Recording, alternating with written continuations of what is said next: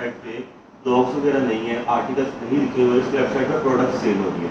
यहाँ से आपको इस चीज़ की शॉर्टिंग होगी कि ये जो वेबसाइट है ये होलसेलर या रिटेलर की वेबसाइट है, ये चीज़ की आपको शॉर्टिंग होगी। बाकी नेक्स्ट आप ये चीज़ें कैसे कंफर्म करेंगे?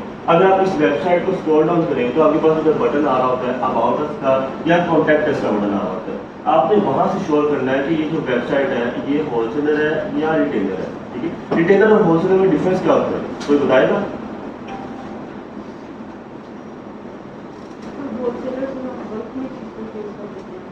डेफिनेटली होलसेलर से हम बल्क में चीज परचेज कर रहे होते हैं, हम B2B कर रहे होते हैं, और रिटेलर से हम B2C कर रहे होते हैं, हमें सिंगल आइटम या थोड़ी क्वालिटी की चीज मिल रही होती है। तो ये मेन डिफरेंस है। आपने जाना है तो होलसेलर के पास जाना है, आपने रिटेलर के पास नहीं जाना है। ठीक है, होलसेलर का जहाँ होलसेलर की परचेज होती है वो सारी टैक्स एग्जाम्प्ट होती है। होलसेलर की परचेज पर टैक्स नहीं होता, और जो दूसरी परचेज होती है रिटेलर की वहाँ पर टैक्स लगना होता है। ठीक है, तो आपको इस चीज़ से भी पता चलेगा कि होलसेलर की परचेज है वो टैक्स एग्जाम्प्ट और चीज़ के ऊपर टैक्स नहीं लग रहा होता हमारे पास।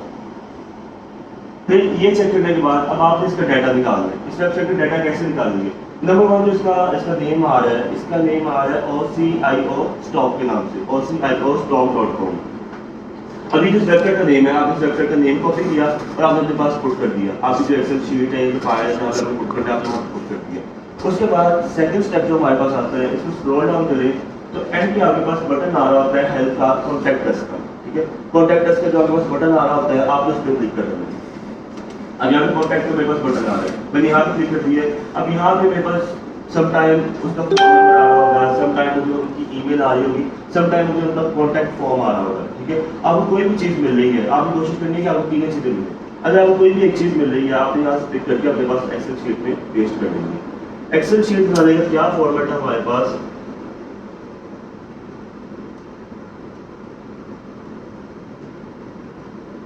सिंपली आप एक्सेल की शीट पे आ जाए।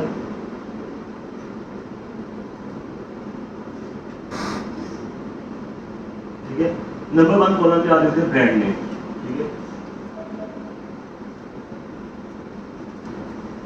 ब्रांड नेम लिख दिया आपने नंबर वन कॉलम पे। नंबर सेकंड पे आपने लिख दिया वेबसाइट, फिर contact form, email and phone number, ये आपने लिख दिया। ठीक है, ये सब कुछ लिखने के बाद आप सेकंड दोबारा एक रो बनाएं, उसका नाम लिखें रीजन का। ठीक है, रीजन लिख देंगे, स्टेटस लिख देंगे, उसका क्या स्टेटस है, रिस्पॉन्स क्या है उसका। आपने जब तक कॉन्टैक्ट करना है किसी ब्रांड से या किसी भी डिस्ट्रीब्यूटर से, आपने उसका रिस्पॉन्स लाजमी इधर मेंशन करना है। अगर आप रिस्पॉन्स को मिस कर देंगे तो बिलीव मी, जब आप 10 ब्रांड को कॉल करके वापस आएंगे, आपको याद नहीं रहेगा कि फर्स्ट ब्रांड ने मुझे क्या करना है।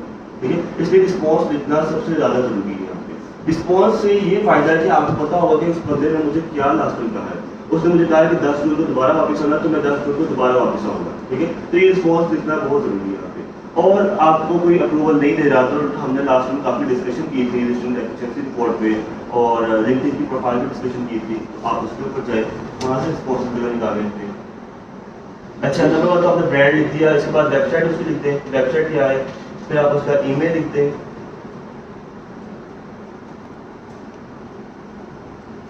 फिर कॉन्टैक्ट फॉर्म, फिर फोन नंबर। ठीक है, ये चीज़ें आपने लिख दी ब्रांड की। उसके बाद एक आप और ब्लॉक में लिखते हैं रिस्पॉन्स।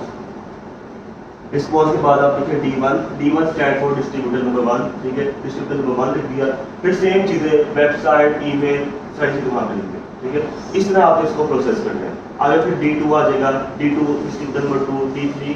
ठीक है, ये सारी चीज़ें आपने यहाँ पे पुट करनी है। और एक और बात जो ज़्यादातर क्वेश्चन आता है कि जैसे मैंने होलसेल किसी होलसेलर को फाइनलाइज किया, उससे मैंने प्रोडक्ट्स निकाल दी, अब मुझे कैसे पता चलेगा कि ये जो होलसेलर है, ये डिस्ट्रीब्यूटर है, ऑथेंटिक है कि नहीं है ऑथेंटिक?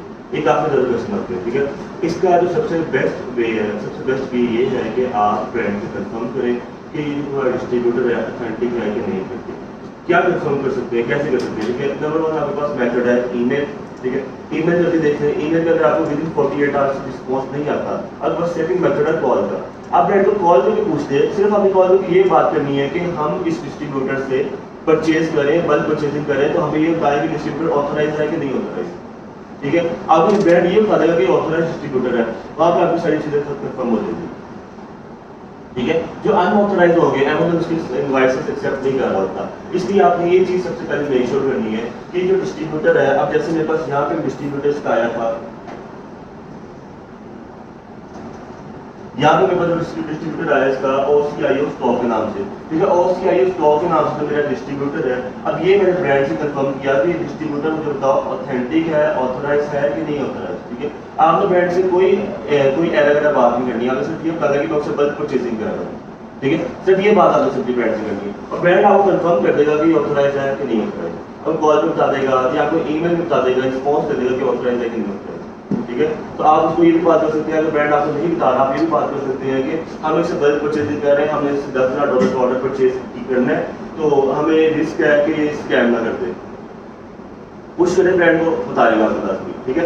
इसलिए कभी नहीं हुआ कि मेरे ब्रांड से पूछा, ब्रांड मुझे नाम बताया कि ऑथराइज है कि नहीं ऑथराइज, ठीक है। अब जब सारे कर सकते हैं तो आप लोग भी कर सकते हैं इस चीज को। यहाँ तो क्लियर है। अभी हमने जो मेथड देखा है वो था VPN का। अब जो सेकंड मेथड हमारे पास आता है वो आता है गूगल एडवांस सर्च का, ठीक है। गूगल एडवांस सर्च और VPN में से जो सबसे ज्यादा मैं प्रेफर करता हूँ, मैं करता हूँ VPN का मेथड, क्योंकि गूगल एडवांस सर्च में आपको अगेन उस गूगल एडवांस सर्च में जाना पड़ेगा, वहां जाकर दोबारा सर्चिंग करनी पड़ेगी, दोबारा सारी चीजों को देख के आपको आगे चलना पड़ेगा। तो यहाँ पे क्या हमारे पास ये आता है, हम सिर्फ एक न्यू टैब पे आए, इधर आने के बाद हम गूगल को सिंपल टाइप करते हैं गूगल एडवांस सर्च, ठीक है।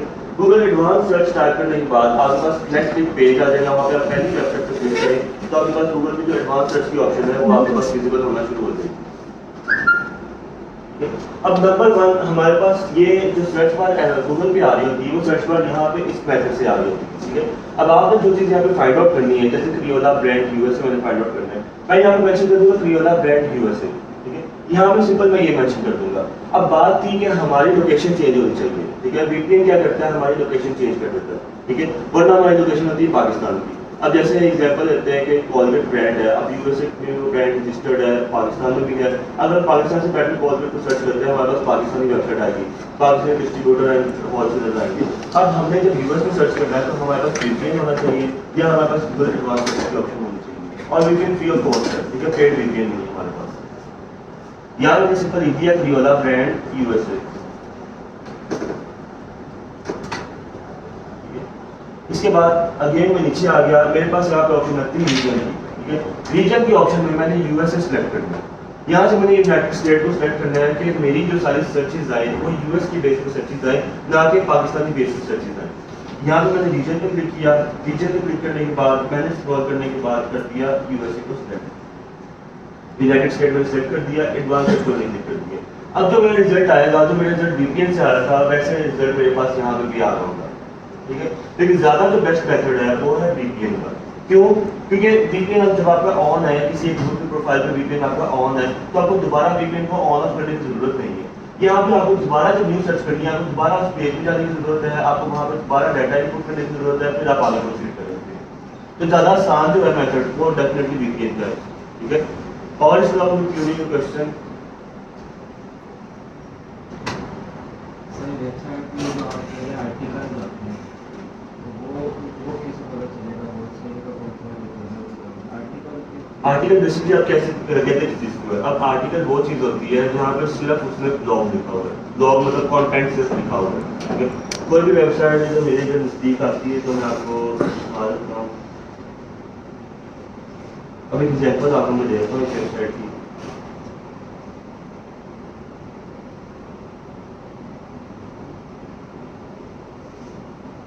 ठीक है, जैसे ये वेबसाइट है, ठीक है, इसके ऊपर आर्टिकल्स लिखे हुए हैं।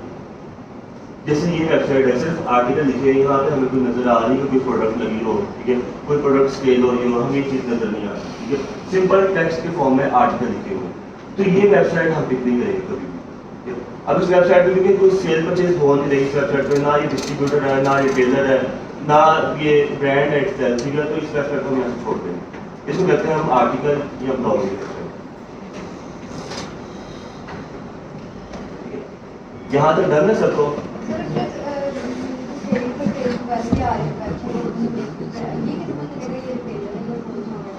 अच्छा, रिटेलर एंड होलसेलर आपके पास एक बटन आ रहा होता है अबाउट अस का, क्योंकि कॉन्टैक्ट से एक बटन होता है, दूसरा आता है अबाउट अस का। अक्सर जो रिटेलर होलसेलर उसको लिखा होता है अबाउट अस के बटन में कि हम रिटेलर हैं या होलसेलर, ठीक है। नंबर 1 वहाँ से कंफर्म कर सकते हैं। नंबर 2 ये है कि जब आप ईमेल कर रहे हैं, इतने सारे ब्रांड्स को ईमेल डिस्ट्रीब्यूटर को ईमेल करें, तो एक ईमेल उसको भी करके देखें, ठीक है, आपको रिस्पॉन्स आ जाएगा। कॉल करें बाकी तो एक कॉल उसको भी करके देखिए, आपको श्योरिटी हो जाएगी कि डिस्ट्रीब्यूटर है या रिटेलर है, ठीक है। तो ये चीज़ आप यहाँ पे बाईपास कर सकते हैं। सर अगर प्राइस नहीं हुई है तो वो रिटेलर देखिए अब जो होलसेलर है, काफ़ी होलसेलर ऐसे हैं जब आप उनके ऊपर लॉगिन करें तब वो प्राइस शो करते हैं, काफ़ी ऐसे हैं लोगों के बगैर प्राइस शो कर रहे हैं, ठीक है। तो इसमें ये चीज़ नहीं मैं कह सकता कि जो प्राइस शो नहीं कर रहे वो होलसेलर है, जो प्राइस शो कर रहे हैं वो रिटेलर है, इसमें ये चीज़ नहीं मैं कह सकता। काफ़ी ऐसी चीज़ें हैं जो नहीं शो कर रहे वो डेफिनेटली होलसेलर ही है।